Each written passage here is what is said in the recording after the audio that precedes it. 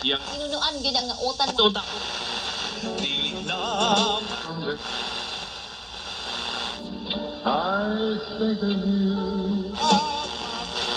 Energy is important. Kita kay Namingaon siya sa pagtawag ni Bobet. Sa tudlo mismo ni Kristo,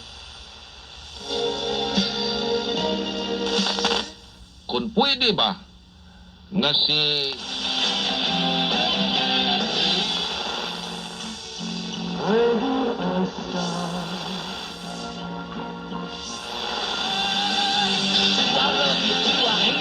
ang tanang income nga inyong napundar sa kaminyoon, apil lang ang income nga sweldos imuhang